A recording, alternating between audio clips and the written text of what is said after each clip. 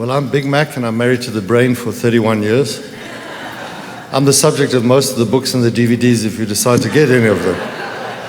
And to that extent, we do have a conference special, 4 books. We've got 4 different sessions. You need to attend all of them. There's going to be a lot of stuff. Caroline starts slow, and then she speeds up, so you've got to hang in there, because we've got a lot of research and stuff to talk to you about. And I always like to start off with a funny. Pastor Rodney just reminded me of the pastor down the road from you. He was preaching, and afterwards a person came up to him and said, you know, you must be smarter than Einstein. So he thought about it for a while. I mean, Einstein was a very clever fellow, Time magazine's man of the century and all kinds of things. So he found the fellow then the following week, and he said to him, what do you mean smarter than Einstein? So he said, well, when there was only about 10 people in the world that could understand Einstein. But when you preach, no one can understand you. So I'm hoping you'll understand my wife today. Thank you. I'll be working the slides in the back. Bless you all. Thanks. Good morning, everyone. So nice to be in your beautiful state, and it's so nice to finally meet Rodney. We, especially coming from the greatest land and continent, and just being a little biased, all the South Africans, we've invaded everywhere. So it's been great because we've heard about each other for years, so to finally meet is really exciting, and thank you for the honor of being here. I really appreciate it, and I come with a very different message, but it's very complementary. I use the medium and platform of science to teach people about the magnificence and the absoluteness of God. So it's a really exciting way of looking at God, and it's a very real way of looking at God, and it's a very real way of understanding you. And if you think of it, for years there's been this split between science and spirituality, and a whole thing that you can't be an effective believer if you're a scientist and all that kind of things. I've had all the challenges. And my basic answer to how can you see science and spirituality as being connected is, well, if you don't believe in science, then you need to take off your clothes, wear nothing, get rid of your cell phone, get rid of your house, go live in the bush, and just starve and die, because that's all science. Everything about the clothes that you have on your body, the cell phone that you're constantly addicted to, the computers that we're using, the cars you're driving, the houses you live in, the work that you do, it's all science. Science comes from the word skura, which means knowledge. And all knowledge about every single thing about you as a human, how you function physiologically and psychologically and neurophysiologically, how you live in this world, how everything in this world works, is all knowledge. Everything that you learn at school, everything you learn at university is all knowledge. And all knowledge comes from one source, and that is the absoluteness of God. So to try and get people to expand their mind and expand the very limited understanding that most people do have of God, I've started talking about Godness and absoluteness to try and expand our minds and make sure that we don't bring God down to how we think God should be. Because that as soon as we do that, we limit ourselves and we limit our humanity. One of the things that Jesus really came to do was to teach us how to be human. And what does being human mean? In a world that we are being progressively dehumanized by our approaches to how we use our mind, our approaches to how we understand knowledge, and even our approaches to how we use religion in the wrong way. So what I try to do is show through science that we have this unique way of thinking and feeling and choosing, and that we have power that is placed within us by knowledge and the source of all knowledge, which is God, and how to use that properly. In a simplistic way to anchor everything that I teach as a cognitive neuroscientist, I teach you about renewing your mind. That's like the most simple version of explaining what I do, and I use science as that methodology. So science comes from the word skura. As I've said, science is about knowledge, and science is a magnificently logical and practical way of really getting a handle on who you are, what you're supposed to do with your life, how you're supposed to develop deep, meaningful connections in this world, and how you're supposed to make a difference. And so it's a really nice way of doing that. Can you see me through the trees here? I feel like I'm peeking through the jungle, so I'm just going to move this back slightly. Hi, over there. Okay. So this is a 4-part series, but I could talk for 30 years because I've been involved in the mind-brain research for 30 years now. So it's a big topic, and that's why I have lots of books and DVDs and online programs and apps. In fact, today we're releasing our app called the Switch app, which I am so excited about, and I'll be talking to you a little bit about that as we go through the sessions. But I've chosen to do 4 sequential sessions, and I always plan and have I've probably got close to 1,000 slides for you, but I obviously won't go through all of those. And we'll see how the things flow. But there's this, so this is what's been released today. So take a screenshot of this because I'm going to be talking a lot about this. This really is a tool to get your minds right. This is really a tool to help you renew your mind and really do it on a daily basis. Some of the scientific facts I give you are going to really blow your mind in a good way, and you need to understand how to make renewing of your mind not just something that you quote as a scripture and use as a magic potion and use God as a genie, but that you actually do it. So I'm all about the practicality of doing it. So for 30 years I've researched the mind-brain connection. I was born in Zimbabwe, and I grew up in South Africa. And we've been in the United States for 10 years. We travel globally, and I have a lot of different ways that you can access my information besides books, DVDs, etc. I also have TV show, and I have podcasts and all those things, and social media, all the normal routes to help you to understand how to renew your mind. In my experience and training and research history, I spent a lot of my time, 25 years in fact, working in what I call the trenches of Africa. Working in the most challenging, socioeconomically challenged and politically damaged environments of South Africa. And I would go in 3 days a week, and I would go and work with the communities that had been broken, starving, hungry, traumatized, raped, abused, AIDS victims, the most traumatic environments that you can imagine. And that's where I really learned to understand what it means to be human. That's where I really learned the importance of deep, meaningful connections. And that's where I really learned the importance of understanding the power of renewing your mind and the power that we have that talks about in the scriptures. You do not have a spirit of fear, but a spirit of love, power, and soundness. I learned what love, power, and soundness looks like in the most challenging situations. I have parallel to that ran a private practice where I would see more privileged people. I worked throughout schools in Africa. I worked in the corporate environment. So I had a very big exposure. And I tell you this to tell you that I've seen a lot from many different spectrums. I haven't just worked in Africa. I've worked in countries around the world. And we now reach countries around the world. And the key thing that I have learned from all of this work is that as humans, we really do have the power to create reality, to create our next reality. We have such a power to think and feel and choose and change our next reality, which is really renewing our mind. And if we don't take responsibility for that power, we can actually deceive ourselves into thinking that we're not really making a difference, or it doesn't matter what we think because it's not really impacting anyone else. And it doesn't really matter if we don't think about other people and all these silly things that we tend to have in our mind. What I've realized is that it's so important, what I've learned from all these years of research is that what you do is going to impact not only you, spirit, soul, and body for the rest of your life, but future generations. And also because of the well-known butterfly effect and chaos theory, you're going to impact the world. Every single thought that you think that you have created has eternal value. In other words, it lasts forever. And you are building somewhere between 8,000 and 30,000 and even maybe up to 180,000 thoughts every single day. And every single one of those thoughts has eternal value. They live forever. You also have the power of choice, free will.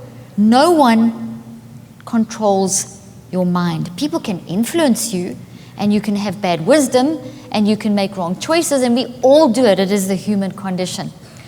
But every choice that you make will have a consequence, and that consequence is that you build a physical thought that has a physical component, and it is stored inside your brain. It also has a non-physical component stored inside your spirit. And it lasts forever. So if you make a wrong choice, which we all do, it's going to last forever.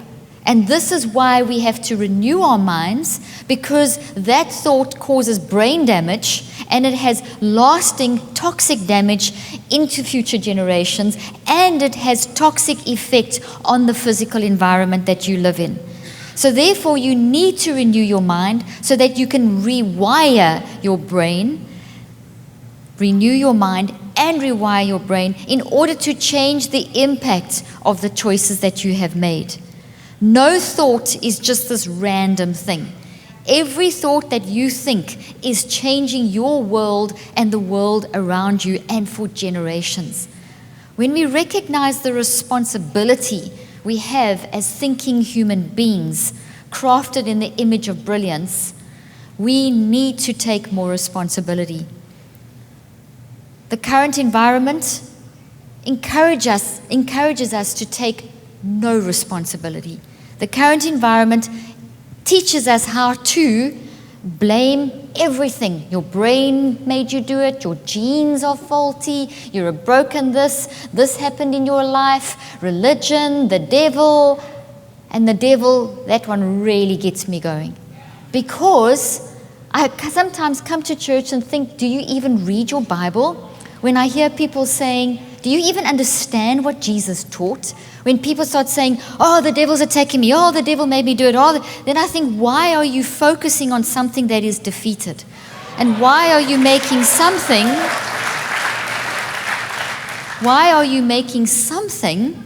that has no power into something that is powerful? Why do you even name it?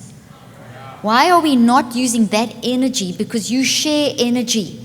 If you put energy into the toxicity and you focus on evil, you then are taking that away from good. And evil was defeated. So therefore, if you are now taking something and focusing on it in a negative sense, you are now recreating evil. So where does evil come from? You're going to say the devil. I'm going to say no. Because I read the Bible and I understand that Jesus rose again and defeated evil. So therefore, I also know the Bible says that you have a spirit of love, power, and a sound mind. So therefore, your design is one of love, power, and soundness, and you have the ability to create because you have the mind of Christ, because you have the brilliance of God, because you're made in God's image, and all that stuff that you already know.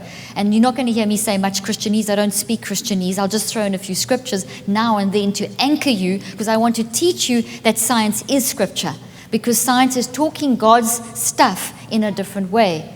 But if you choose to just come back to a little bit of grounding back in Christianese or in Scripture, if you choose to focus on what's defeated, you take something that's a nothing and you turn it into a something, and you therefore create evil. So where does evil come from since Jesus rose from the dead? Humanity. We use our powerful minds to recreate evil. So stop taking or blaming the devil for your life that may suck, or the issues in life that are happening to you that you don't like, and start looking at yourself and at your context. And having said that, I want to also show you that your life is not going to be one of a bed of roses, which you know, and therefore you're going to go through some terrible things and some not such terrible things. It is the human condition. And I have absolute empathy that you will experience periods in your life that will be very difficult, very challenging, that will make you depressed and anxious and worked up and psychotic maybe even, and traumatized, all these things. And that, ladies and gentlemen, is not an illness that you can blame. That is you being a human, living in the human condition in a life where you cannot control the events and circumstances. You cannot control the events and circumstances of your life, because the events and circumstances of your life are the result of other people's choices and the things that they have done that have impacted you. Because it's not just about you, but it's about you in the world, and you are connected. So therefore we get impacted by other people's choices. So you can't control those events and circumstances. But there is something you can control, and that is your reactions. how you renew your mind and react to those situations is totally in your control. So therefore, what I say to everyone that will listen to me is that embrace the pain. Embrace the depression, embrace the anxiety, embrace the trauma, embrace the intrusive thoughts, embrace the voices, embrace the psychotic breakdowns, embrace the fear, embrace it all. Why? Because as soon as you embrace, you don't deny. And as soon as you embrace and you don't deny, you are acknowledging and bringing into awareness something that then can be changed. But as long as you suppress it and pass the buck, and don't take responsibility, you are fooling yourself because it hasn't gone away. As much as you try and suppress it with drugs, or using scripture as a magic potion in pretty much the same way as a drug, or using God, as I already said, as a genie, or whatever it is that you're doing to deny what is going on in your life, it will not change the fact that you experience something and that something is physically built inside your brain as a tree. That's why I put these trees on the stage, and also in your mind as a non-physical reality. As I'm speaking through these sessions, these things will be taken a lot more, you'll be able to get a lot more understanding. I'm going to have a lot of images. This is kind of a big picture introduction to the concept. And I keep circling back to these concepts all the time. So by the end of the weekend, you will have a really good insight into what I'm trying to explain to you. But essentially, you have the power to create. And you have the power to create your next reality because you have a love power and a sound mind. And with your love power and your sound mind, you are always in a Genesis moment. So therefore, as you go through the extreme conditions of life, by embracing, you can change. According to neuroscience, of which is my field, one of the fields that I work in, according to the research in neuroscience, we see that we can change the brain. Our brain is plastic, it's neuroplastic.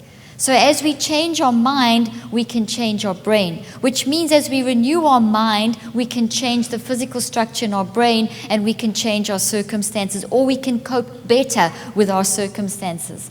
So we are able to we don't have to just get stuck in the pain of the past, and we don't have to pretend the pain of the present is non-existent. We have to face those things in order to change them. So what we see is that when you are thinking and feeling and choosing, and you around the painful situations that you are going through, when you embrace them, you are weakening them. So if you suppress something, it stays strong. But if you acknowledge something, you make it weak. Essentially, to bring you back to an anchor, what you are doing is acknowledging there's something going on in your life and bringing it to the cross. We see this principle modeled in the Garden of Gethsemane. Now we all know the story of Gethsemane, but I'm going to give it to you from another angle. When Jesus went into the garden, he was facing a major issue.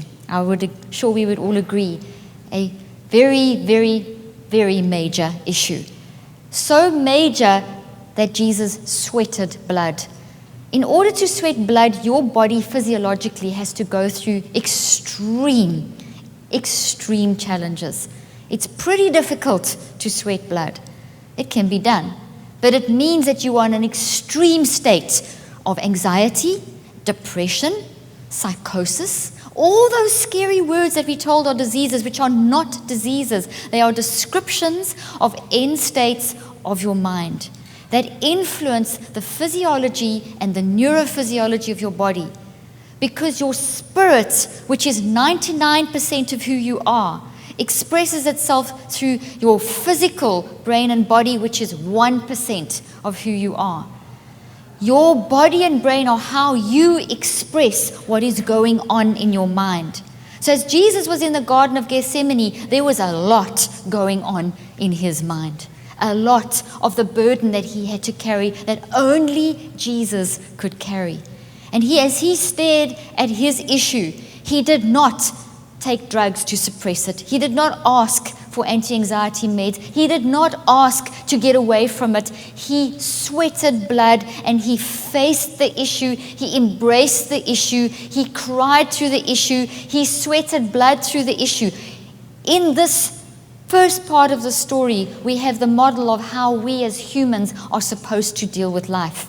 You're not supposed to run away. You're not supposed to not take responsibility. You're not supposed to use God as a genie. You are supposed to dive in and face that issue. Because as you face that issue, it comes up into your brain. And as soon as it comes up into your brain, from your conscious awareness, activated in your brain, it becomes weakened. Look how this thing is shaking. This is a toxic thought. So this thing is now weakened. Here it's not weakened, it's strong. In your non-conscious mind, it is strong. But when you are consciously aware of something, it is weakened. Okay? And as it's weakened, it means it's changeable. But if it's down here, it means you're keeping it. So suppressing your issue and pretending they don't exist and not dealing with your trauma or dealing with your toxic habits is going to make them stronger and stronger. And that is the equivalent of you creating evil inside of you or maintaining evil inside of you or toxicity inside of you. But when you bring it up, and you face it like Jesus did, you've weakened it. Now, when something's weakened, it's malleable, it's changeable. And now you can do the work of going through, which takes time, going through, getting on that thing onto the cross, dying and rising again. Because as we see, that is exactly what happened. When you face your stuff, it's hard, but you can face it. You have the resilience inside of you. We have the model in Jesus Christ. We have in science the example of what happens in our brain and our body when we face our issues. And when we face our issues head on and we deal with them, as painful as it is, you learn you will then transform and change because you will get through them. But if you don't face and you suppress, they never go away. And you are always going to feel worse. And the extra things that keep adding to that just keep adding to you experiencing life in a very challenging way. So instead of rejoicing despite the circumstances, you get into a mode of, oh, the devil's attacking me. Oh, life is so tough. Oh, I'm so busy. Oh, I'm so stressed. Just listen to yourselves for maybe one day or 1 week and watch how you're handling things. Don't ever insult God by taking a scripture and putting it on like a band-aid on an issue but not dealing with the issue. It's not a magic potion that, boom, makes this go away. That is not what happened in the Garden of Gethsemane. What happened in the garden was a facing of the issue, an embracing of the issue, a going through the issue, and then a release from the issue. And in that process, Jesus woke up the disciples who had fallen asleep, as we all remember. And he turned to them and said, not, please take me away. Please give me something to ease the pain. Please help me in some way. He turned to them and said, can you not be with me for just an hour? And what he models there is the importance of deep, meaningful human connection. You are designed as a human for deep, meaningful human connection. You're not supposed to do life alone. He did not ask them to go to the cross with him or for him.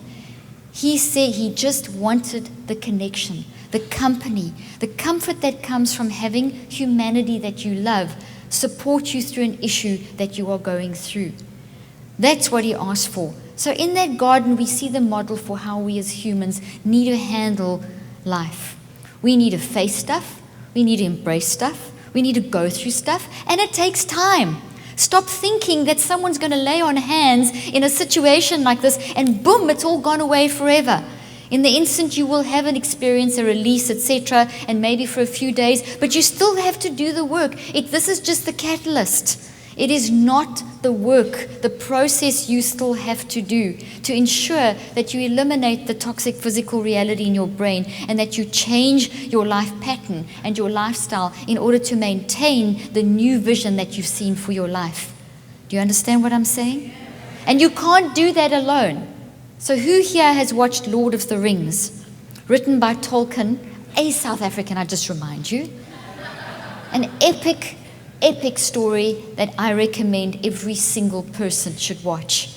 It is a tough thing to watch, but it is a good thing. Are you liking this or not? Hopefully you do, whatever. Okay.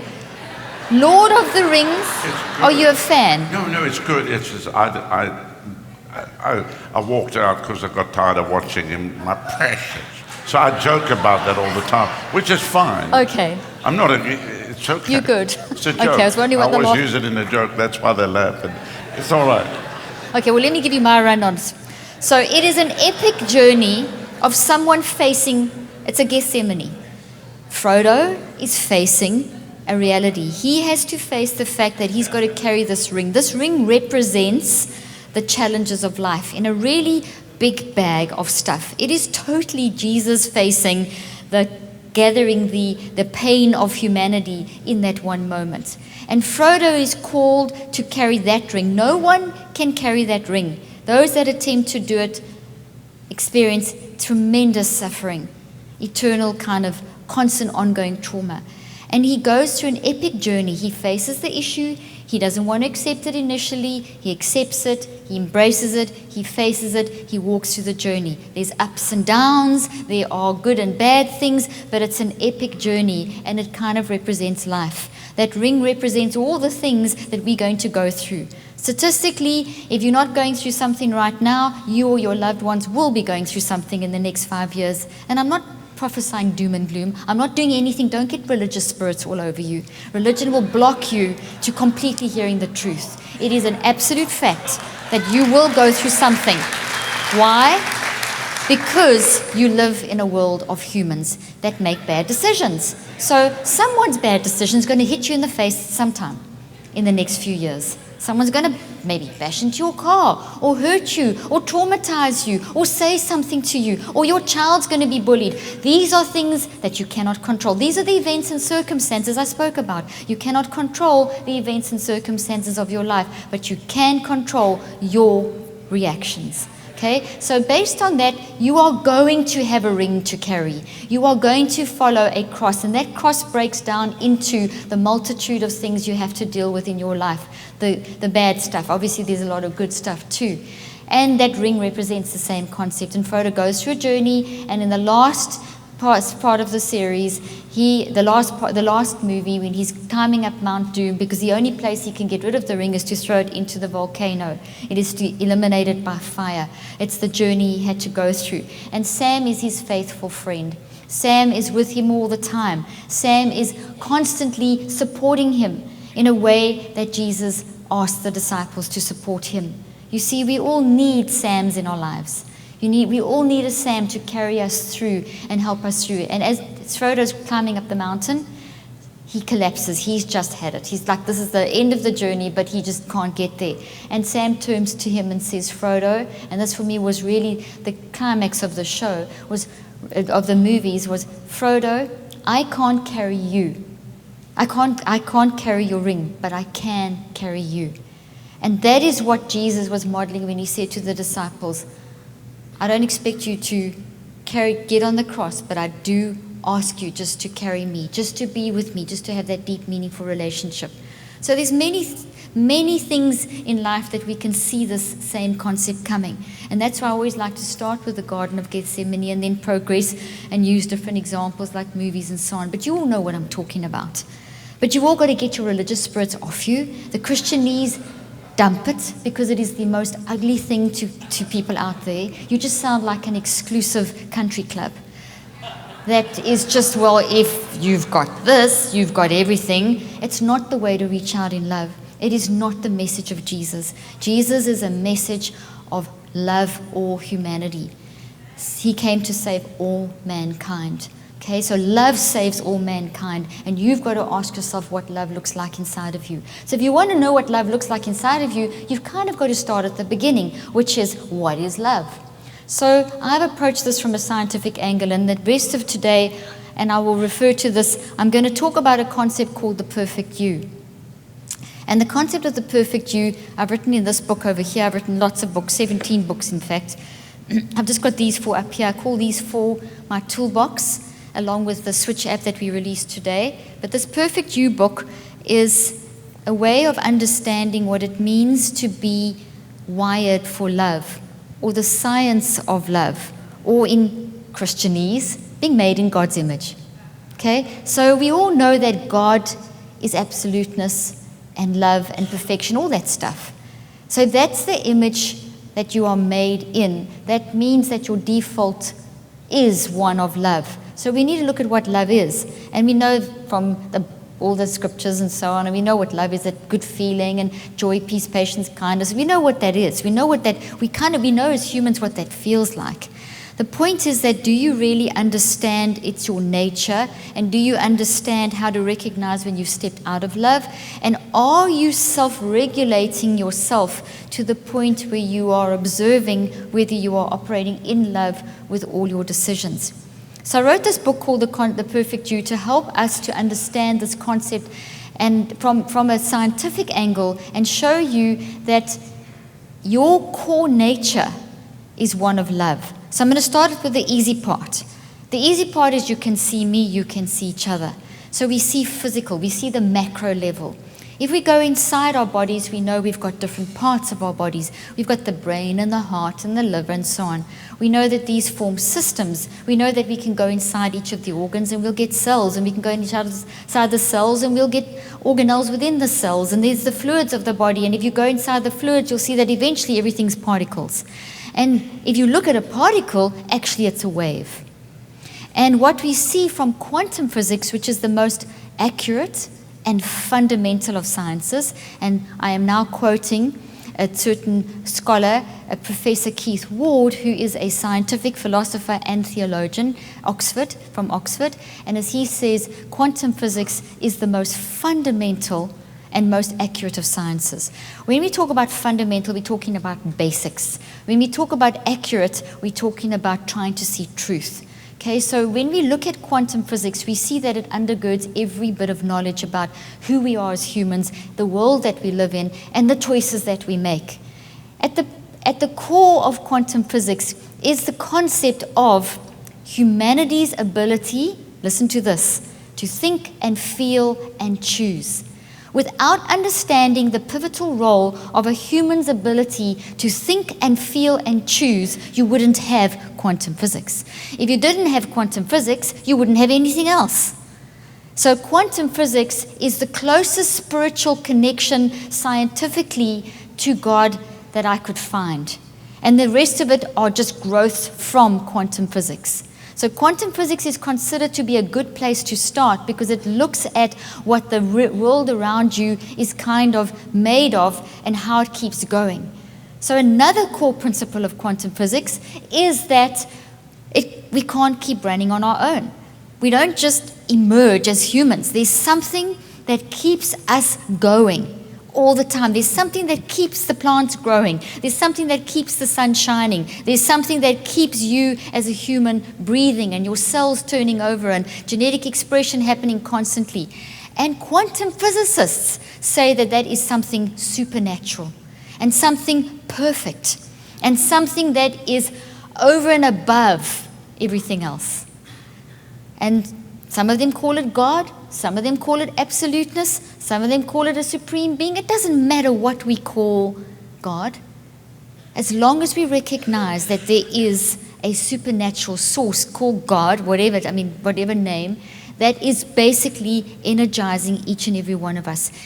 If God wasn't looking, another theologian said 350 years ago, Bishop Berkeley, if God wasn't looking, nothing would exist. Quantum physics confirms that because God chose to look, the world and humanity was created. So therefore, God gives us science to understand the magnificence of God's creation. So we see at our most fundamental level, the core of who we are waves of energy. And this energy is coming from the source of energy. And that's those waves that make up us as humans. So you're seeing me physically, but at my core, I'm waves of love energy. Quantum physicists, 95% of quantum physicists recognize and agree on the fact that humans are made of love, come from love, and are immersed in love. So right now, you are waves of energy at your core and a wave of love energy to boot. It's this very complex concept that I'm simplifying, but essentially you are waves of love energy. Your waves are unique to you, therefore you have your unique perception. We know all about uniqueness from the scriptures and just from from life. We recognize that. That's not something new. And in addition to that, your waves are your waves, mine are mine. You can't have mine, I can't have yours. You make a lousy me, I make a lousy you, but you make a perfect you. And I make a perfect me. And what we have to recognize is that with every choice we make, we are disturbing that love wave if it doesn't align with the source, which is love. So now we see from quantum physics and research in gravitational forces that not only are we as humans made of love, but we are immersed in love. Nobel Prize winners last year for physics won a prize for their work on gravitational fields. We are immersed in gravitational fields. This is linked to Einstein's work showing that we emit energy. So none of this is weird. It's science. If you say energy is weird, then you're saying God's weird. If you say that this sounds new agey, well then you are criticizing God, because that's just a language term.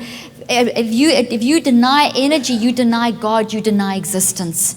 You are running because of energy. You are running because your energy comes from God. Job 32:8, the spirit of life is breathed into you. Okay? So we must be careful of religion and words and separating things. We need to open our minds and hear the beauty of God through other tools like science. It is an absolute gift from God. These are parallel concepts. I always say the Bible tells a story and science explains how the story works.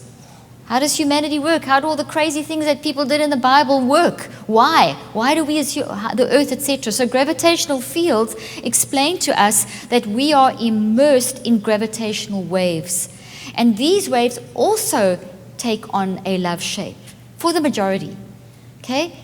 Sir Roger Penrose is an Oxford mathematician in his early 90s. Brilliant, probably one of the most brilliant mathematicians of the century, still alive. And he's made, amongst his very complex way of speaking, I'll give you a simplified version of his comment, but he makes a very profound statement.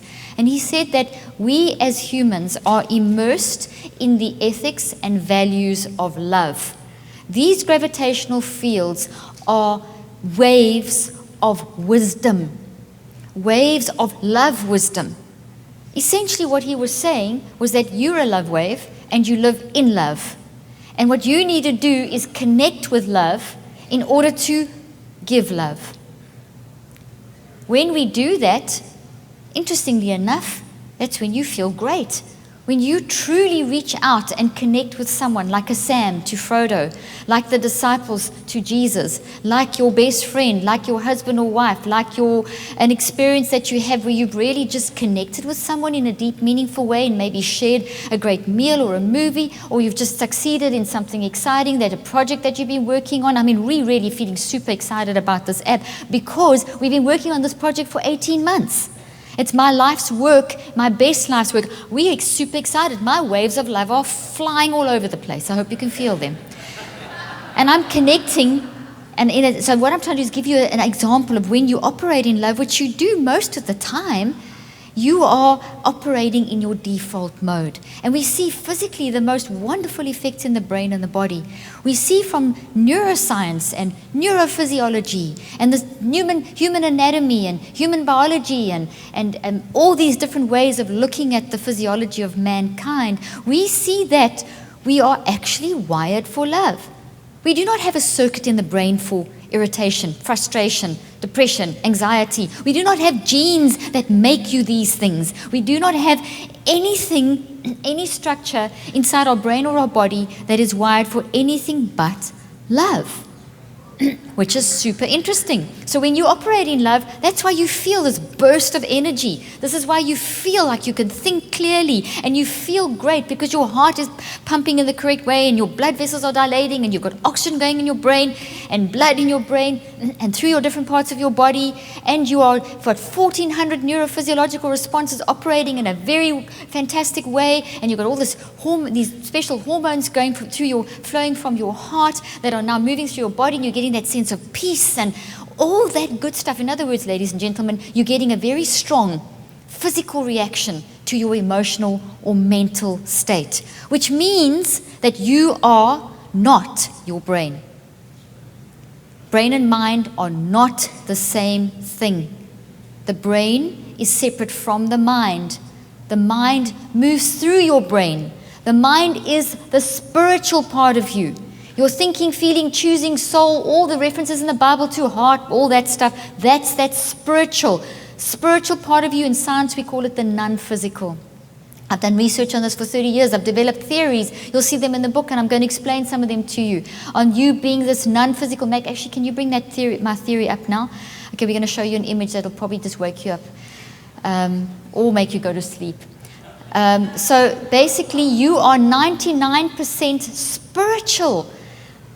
Quantum physicists acknowledge this. Humans are 99% spiritual, 99% non-physical. And what's the spiritual non-physical thing? It's all the soul, heart, mind, blah, blah, that stuff. It's your ability to think and feel and choose. It's your mind of Christ. It's your connection to God. It is your humanity.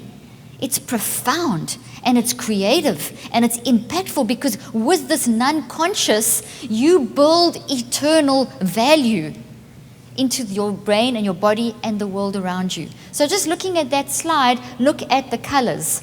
You don't have to read the words. Okay, this is a very complex theory, but basically explains the mind-brain connection and this whole physical, non-physical, spiritual, physical thing. And essentially what I'm saying is that your mind is the 99% and your brain and body are the 1%. Doesn't mean because your brain and body are the 1% that they're not important, because if you didn't have your brain and your body while you're on this earth, you couldn't express your spiritual. So we express our spiritual through our brain and our body.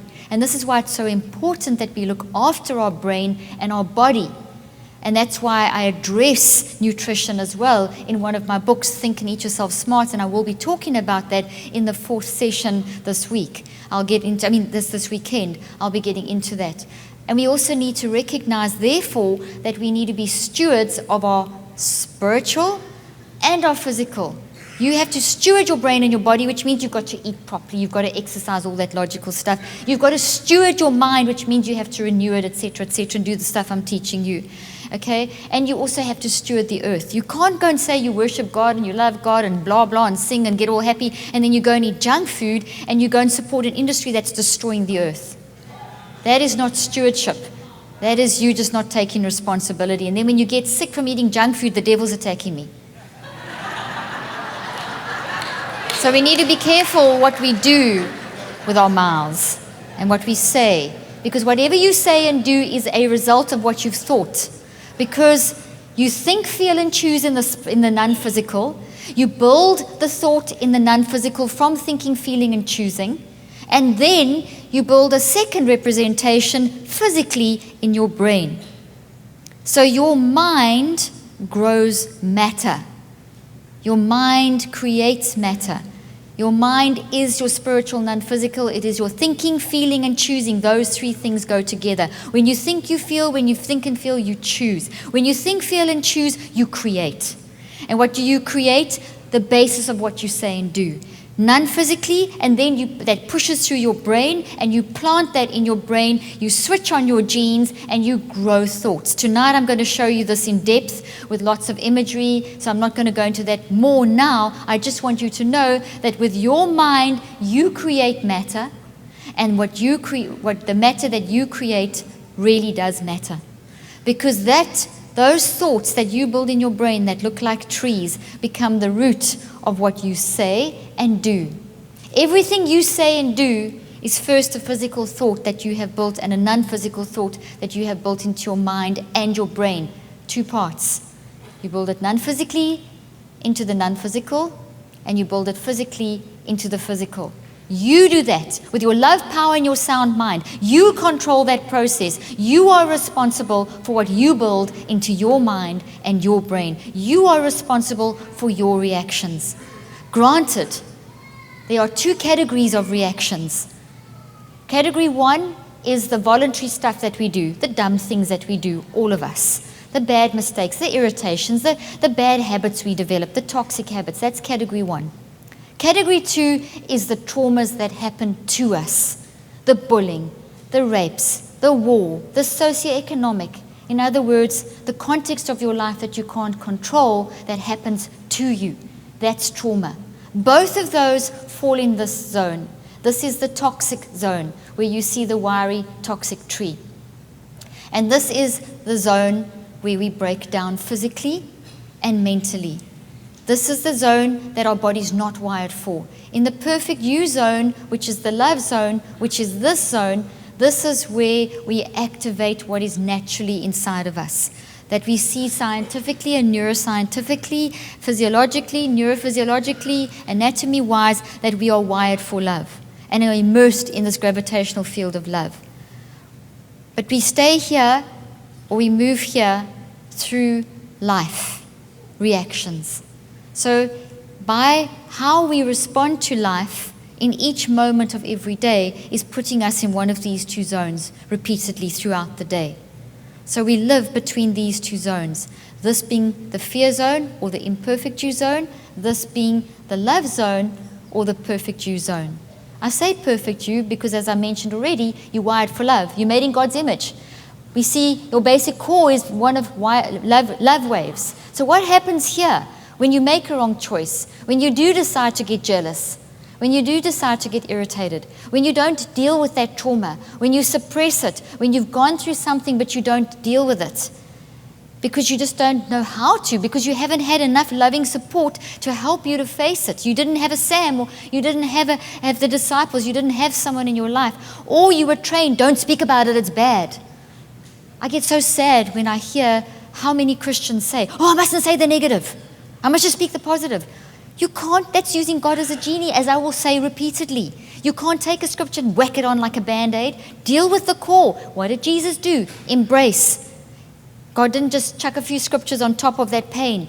Jesus looked at it in the face and went through it and sweated blood. One of the most extreme bodily reactions you can have that comes from directly mental stress. Okay? So, in this zone, when we make a wrong choice, we build a toxic tree. Einstein discovered that we are constantly emitting these little energy waves from us. So when we are in a toxic state of mind, when we are consciously aware of the toxic state of mind, we are emitting toxic waves. So your normal wave is love. When we wire that into our brain, we wire toxicity in amongst the love waves. That creates conflict. By embracing that conflict, like I mentioned earlier on, we can deal with it. By suppressing that conflict, we make it worse. Okay? Whatever you think about the most will also grow. Something that's being suppressed is going to produce actions and behaviors that feed back into your brain and make that toxic pattern grow. So don't kid yourself. Whether you suppress it or talk about it, it's growing. So you have to deal with it, which means acknowledging and moving through, which over these next few days I'm going to be talking more about. That Switch app pretty much takes you through the process of identifying and detoxing, like Jesus did in the Garden of Gethsemane. Okay, going through the process and rising again through a 5-step process. But we will talk about that as we're going through these 4 days. So you are wired for love, and when you make wrong decisions, you put toxic waves into your brain. Now you speak toxicity, so you put toxic waves into the atmosphere. Anything that is toxic is going to be lacking in wisdom. It also puts the body into a state of toxic stress. Stress is good for you. When you're in this zone, you're in toxic stress. When you're in this zone, which is the love zone, the perfect you zone, you are in healthy stress. Stress is good for you. Stress does not kill. It is your perception of stress that throws you into that zone. When your heart pounds and the adrenaline pumps and you find your muscles tensing and your face may be becoming flushed and your heart beating faster, that is your body preparing you for mental and physical action.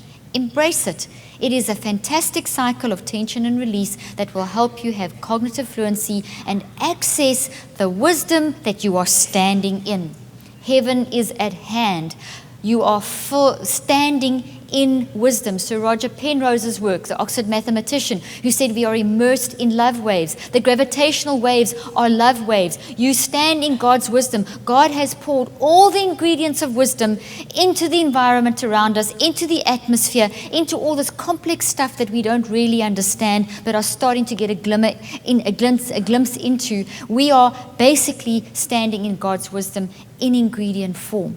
And when we step into our normal, natural wired for love, we have created an open connection to the wisdom of God, the wisdom of the Spirit of God, that can then help us to access the wisdom of God. And there's an infinite number of possibilities of the wisdom of God. There's no limit in this zone. This is the zone where you can freak out. This is freaking out in the love zone, means that you scream, cry, sweat blood, and face that issue no matter how long. This is the zone. Freaking out in the love zone is rejoicing despite the circumstances. It's not pretending it doesn't exist. It's not throwing a bunch of scriptures over it in the wrong time. It is facing, dealing, and speaking scriptures with the depth and wisdom of God. Can you see the difference? You're not using God, you are connecting into a relationship. And a relationship that helps you to see the way forward. And there is never just one way. God is not limited to one road, path A or path B. There's an infinite number of options. And every option in this zone that you can choose from is good. Because God is good. I know the plans I have for you to give you a hope and a future. You know this stuff. So the science says that you're immersed in love, and this is the normal. This is the perfect you. And when you're in your perfect you state, you can hear this. You can connect with it. But when you're in this zone and you're in this state, instead of your body physiologically working for you, it works against you. So instead of 1,400 neurophysiological responses working for you, instead of your blood vessels around your heart dilating, pushing blood and oxygen into your brain so you can think, so the neurotransmitters are flying, so that you can learn and process and hear the wisdom of God and put it into your brain and do something wise. If you in that zone, that happens. In this zone, the opposite happens. The blood vessels around your heart will constrict. There's less blood flow to your brain. There's less oxygen to your brain. You're not in your perfect you state. You can't connect to the wisdom of the Spirit of God. You can't connect to the wisdom that is all around you because you're so consumed by your physical symptoms and by the clogging up that's happening inside of your brain, that you can't see the wood for the trees. And now the panic attacks and the anxiety attacks and all these things start happening. And if you stay in a constant state like this, you create a pattern of becoming toxic. And no amount of scriptures or church or conferences or speaking religion or positive affirmations or whatever it is that you do is going to help. Because you mentally cannot access that wisdom. You can only access that wisdom when you're in a broken state. Embrace, I am depressed because of. I am anxious, I am fearful. And you scream out and cry and go berserk and do whatever. But then you get through. Because the cross will come and you will go through and you will rise again. So this is a very constructive, proactive zone to be in. It is a recognition, an acknowledgement. It is recognizing it's going to be long and hard and painful and scary, but I can do this because I can get the deep, meaningful connections I need to increase my resilience in this zone. In this zone, these 1,400 neurophysiological responses are working for me. My body will work for me. In my brain, genetic switches activate that increase my resilience. And as I connect with others in love going through this hard time, my resilience increases even more. And as I reach out and help others in the midst of my worst and darkest pain, my resilience increases even more by a factor of 68%. When you reach out and help others in the midst of your pain, that is when you are operating in your perfect you. You see, all of us go through this. It's not mental ill health, those out there. Every single person in this room experiences mental ill health. It is not a disease, it is a lie that has been spoken over us. And I'm going to talk much more about that tonight. I want you to understand that it is completely normal to have toxic issues in your life. Remember, you can't control the events and circumstances. You are going to experience trauma, some worse than others. But all of us are going to have some level of trauma. You are going to make wrong choices. As Pastor Ray used to say back in Rhema, you might remember that he used to say that, and if those of you say that you don't have any issues, come up to the front so we can cast the lying spirits out of you. Now, I don't even agree with that. I think it's a dumb statement, but it's funny, okay? It's funny because there's no lying spirits in you. You just are lying to yourself. So stop blaming spirits and, oh, now you must suck them out of me, so now I'm free. Take responsibility for your life. Because then you will start recognizing how to get into this zone. The quicker we do that, the more real and human we become. We've become dehumanized. Christianity and religion has dehumanized us, and so has the current mental health and the approach to medical mind stuff dehumanized us. And as soon as we recognize the model of humanity is in Jesus Christ, how he showed us how to love each other and love ourselves and face our issues and all that stuff that Jesus did so well, we can then start operating in this zone. In this zone, it's okay to be sad. In this zone, it's okay to be depressed. In this zone, every single one of us are comforted because we recognize that we're not different to someone else. We normalize the human condition as opposed to making it some scary thing like cancer that I have no control over. Pain and suffering mentally are very normal. But you don't have to stay there. You can get through. In that zone, you feel hopeless and helpless and condemned and locked in. But that is not the message of the freedom of the love of Christ. The message is freedom, and it doesn't mean smiley faces. It means broken people. It means freaking out in the love zone. It means rejoicing despite the circumstances, which doesn't mean that you embrace the circumstance and think that, doesn't mean that you think that you're rejoicing about the circumstance. It means that you're rejoicing about the fact that you're in the zone where you can access the wisdom because all the ingredients of success that you need are already in existence. In this zone, you start getting a reality, and quantum physics confirms this research, this concept so clearly. Hebrews 11:1, faith is the substance of things hoped for, the evidence of things not yet seen. So here we talk about substance and evidence that you're still hoping for, so it's in the future. So that scripture is talking all about evidence and substance that doesn't exist now, but that's in the future. But is it really talking about that? Is there not a problem here with the language? In quantum physics, we have research called retroactive causation, which shows that the past affects the future, and the future affects the present, and the future changes the past. That there is no time. That the space-time dimension is limited to the 1% physical nature of mankind. And that the non-physical operates on quantum laws which are beyond space and time. God created time, and God created beyond time. In the physical, we are operating according to the space-time dimension. That's 1% of who you are. But the 99% of who you are is the spiritual, non-physical being that operates beyond space and time. So you are actually in alwaysness when you are in this zone.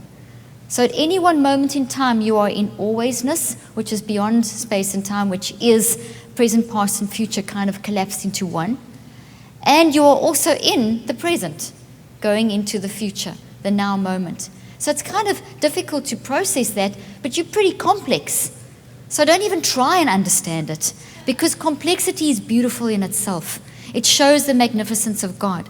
But you can get some insight through the research in retroactive causation, which really explains prayer, which really explains the fact that when you pray, you don't know at what time it's going to impact. Yes, in the now we pray for the future and the now. But do you ever pray for the past? Try it, because according to quantum physics and according to Hebrews 11:1, you can actually affect how the past plays out into your future. You can change things by how you view things.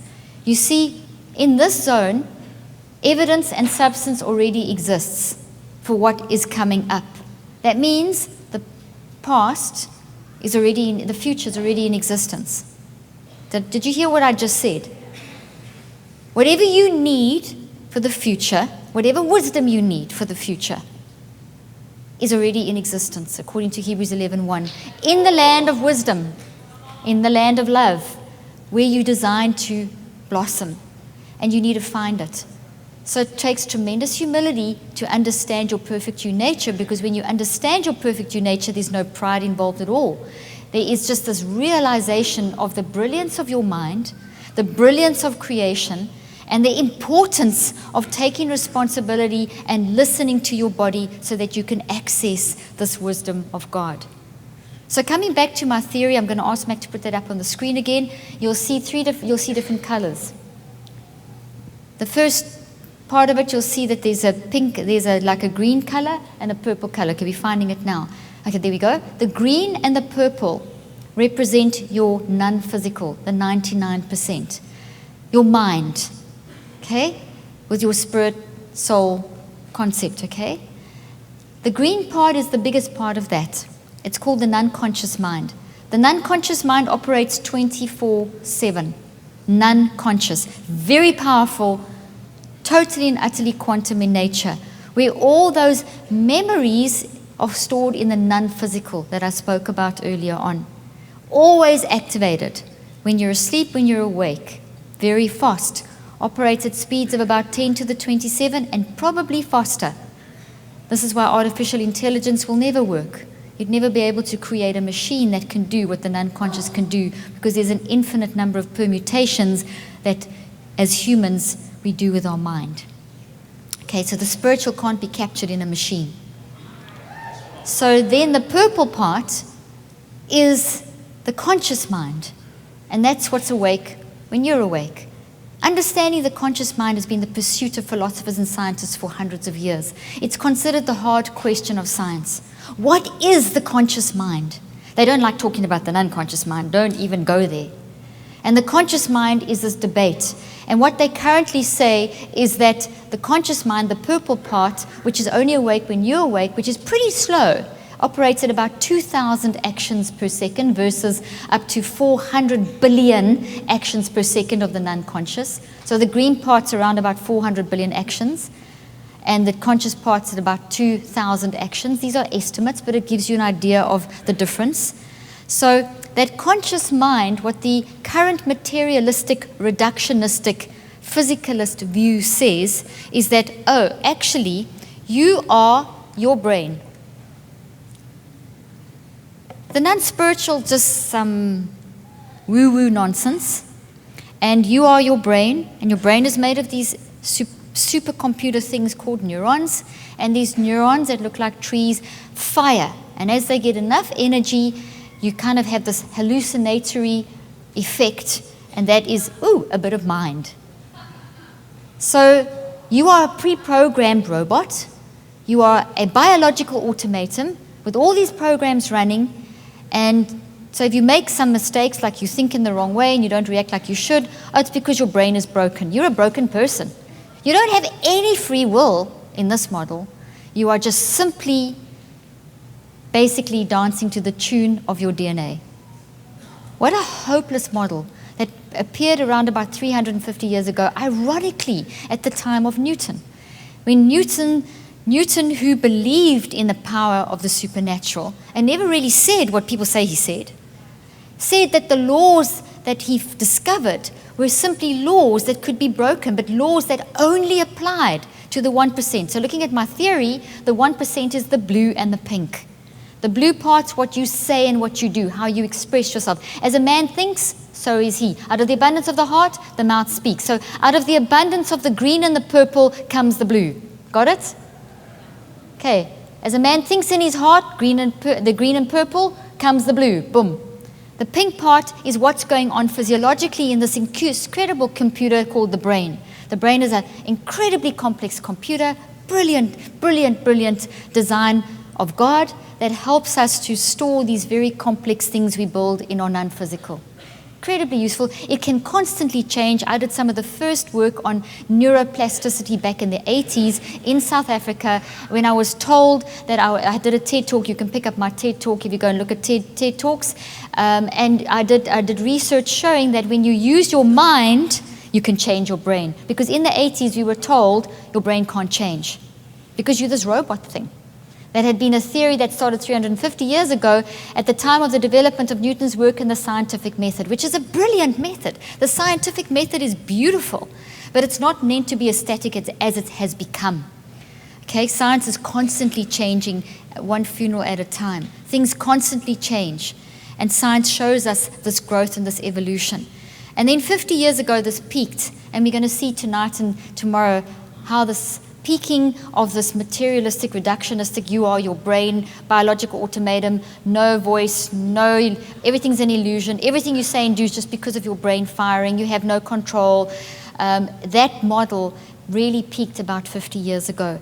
And we're going to talk, as I said tonight, about the impact of that on the world. And unfortunately, the church has not been exempt. With all our insight into the spiritual nature of man, the church has succumbed to the same statistics when it comes to mental issues as the world. There's no difference at all.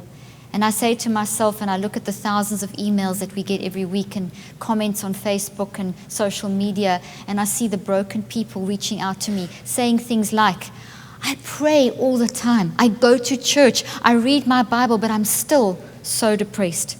Just the other day, I did an interview which will be showing quite soon for the Shade Room. I don't know if you know the Shade Room, 14 million viewers, so it's got a good reach. And the title was, Believe in Jesus Yet Still Depressed.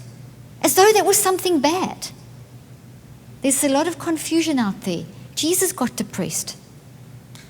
So did a lot of the characters, every character in the Bible, in fact. David talks about his depression. Talks about, now I would be depressed doing what he did. I mean, all of us, but don't point a finger, because take the plank out your own before you take the splint out of someone else. In other words, we need to recognize that you can't feel guilt. What I'm seeing, the point I'm making is what I'm seeing in these messages that I'm seeing from people around the world, and it's everywhere. From one side of the world to the remotest parts to the most populated parts, we get the same messages. Guilt and condemnation. I believe in Jesus. Why am I still battling? Why am I still suffering? Because we've been told we're not supposed to suffer. You're supposed to have this rose-tinted life. It's supposed to be all wonderful. It's not going to be wonderful.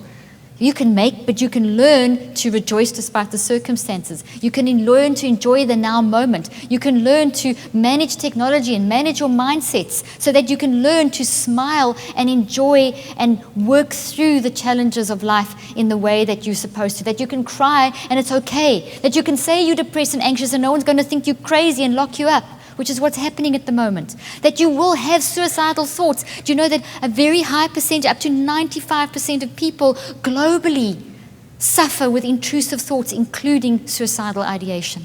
And it's increasing more and more because we're not allowed to talk about it. As soon as you do, you get locked up and drugged and you can't process it. You have a story. You have a context. You have a life. And you have a nature that is in conflict because your nature is wired for love. But you're immersed in love waves and toxic waves. So it's very important that you start your journey with renewing your mind in a very realistic way. When I worked with patients, and I'm going to end with this, when I worked with patients back in South Africa, I was trained to diagnose with all these fancy tests, and I worked with mental health issues, trauma, learning disabilities, Alzheimer's, dementias, traumatic brain injury was a big part of what I did, CTE, damage from support, etc. I was trained to diagnose and tell them all the things that they couldn't do. Now, they already were depressed. So now all they needed in their life was another bunch of testing them how many more things they couldn't do. So I, right early in my work, developed a tool and started going down a line of research, which I still am continuing today, and I'll tell you about that, the very last thing I'll tell you today. But I started looking at how can I help people view them through the eyes of the perfect you. So I spent many rigorous hours developing a profile that there's no wrong answer. That is not a personality profile. It's not a category. It's not a you. It's not an IQ. IQs are, first of all, unscientific and limit you to a number. You're not a number. Personality profiles are completely unscientific and put you in a category. You're not a category. You are type U with your own unique perception, your own unique waves, your own unique way your proteins vibrate. God made you able to do something that no one else can do. So for me to say that you're an X type of person is an insult to you and your story. For me to just take your symptoms and just say, you just this and diagnose you and try and reduce your symptoms is not honoring you. for who you are and for what you've gone through. So I decided all those years ago to honor every person that I ever laid eyes on or came into contact with, and developed a profile to help you understand you. And it was so long, and it was great to use as a therapy tool. But over the years, I developed, shortened and simplified, and I broke it up into 2 parts. And the one part is in this book, The Perfect You. It's called the Unique Qualitative Assessment Profile. It's qualitative. It takes as long as you want to do it. If you do it in 1 day, 1 week, 1 year, I do recommend you keep repeating it periodically, because you keep changing, you evolve, you grow. Life, every moment you are experiencing something new, and your mind is changing and your brain is changing. And as you learn more coping strategies about how brilliant you are and how to manage your mind, so you can learn to listen to your body, which will tell you when you've stepped out of alignment with your perfect you. I call that the discomfort zones, and I talk about that in this book, The Perfect You, as well. God has given us alarms in our body, and if you learn to listen to the alarms, you can call discomfort zones. You can recognize, hey, this physical reaction means there's something going on in my mind, which means I need to get in this zone so I can access the wisdom of God in order to work out what's going on. Get the cause, get the root, find it, find that cross, and move through it, never alone. Okay? And the profile that I developed helps you to start understanding you, how you think, how you feel, how you choose, and how that changes through life. I'll tell you about the other part of the profile tomorrow or this evening, depending on how far I get tonight. But essentially, it's an important place to start. It's something I got all my patients doing. We now have hundreds of thousands of people, if not more, around the world doing these profiles and helping them to recognize the beauty of what is within. It brings tremendous humility and not pride, as I mentioned earlier on. You see, I also talk in that book about the science of love and this quantum physics and the philosophy and all these different things. And I'm going to bring up a lot more quantum physics principles to help you understand how you are connected. And one of the ones that I will mention a lot is the concept of entanglement. As Jesus turned to the disciples and said, "Can you not be with me for but 1 hour?" As Sam turned to Frodo and said, "I can't carry the ring, but I can carry you." That is an example, a story example and a scriptural example of entanglement, which is one of the primary laws of quantum physics. It's the law of relationship. You are entangled in each other, whether you like it or not. It is not about you, but about you in the world. It's not about your waves only. It's about your waves in the world. And you cannot get away from that. We are entangled. We are part of the body. Ephesians 4:16. Everyone's got its own. We all work together. And when you work together in love and harmony, blah, blah, blah, blah, blah. At this stage, the world's very is out of harmony.